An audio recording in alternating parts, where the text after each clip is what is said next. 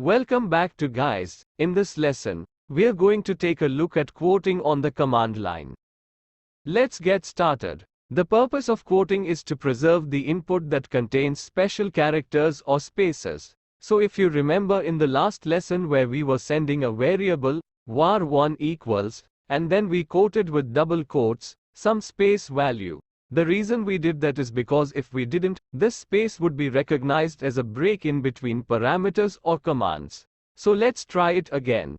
We will set var1 equals some value, and we can echo $var1 some value. Let's set var1 equals some value without the quotes, and we're going to get an error because it's looking for either another command or a parameter after that space. So we have to have some way of telling bash not to pass that space as a literal space. And the way we did that up here was through double quotes. Quoting is used to disable the special treatment of certain characters and words, as well as to prevent parameter expansion and preserve what is quoted. Here we have some methods for quoting. The simplest is the escape character. Non-quoted backslash is the bash escape character, and it preserves the literal value of the next following character with a single exception of new line. New line is represented by backslash followed by n. Let's try it with our example up here. var1 equals some backslash value.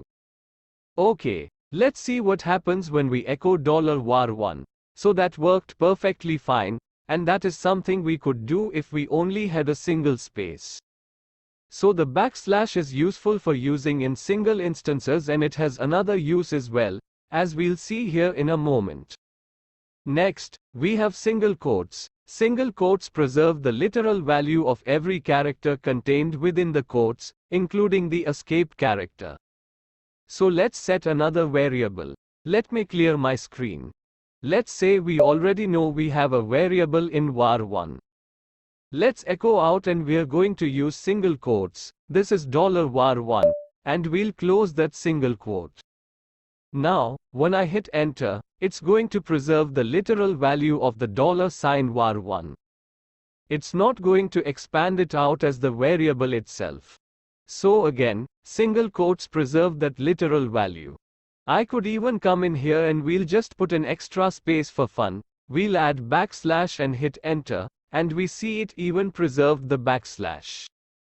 So that is single quotes. Double quotes preserve the literal value of most characters contained within the quotes, exceptions for the $sign for variables, single quotes for single quoting, and the backslash for escaping a character. So let's try that same command using double quotes, and incidentally, if you want to go through commands you have previously entered into the shell, you can use the up and down arrows. So I will hit enter, and we see that we were able to preserve the backslash. However, var1 was expanded out into its value into the value of the variable itself. So what if we wanted to echo out something with quotes in it? What if we wanted to say, this is a quote, and then we'll make a quote and then we'll close our quote? Well, it's going to not print out our quotes here. But if we use that backslash in front of the quotes, it will preserve their literal translation as just double quotes. So we've walked through a fair amount of examples. I've provided some more here in the diagram itself that you're welcome to take a look at. Quoting can become a little bit of a rabbit hole depending on what you are trying to do, but just remember the basics of it and it won't be a problem. This lesson is now complete. Thanks for watching our video. If you found it informative, please like and share it with your friends. And don't forget to subscribe to our channel for more exciting content.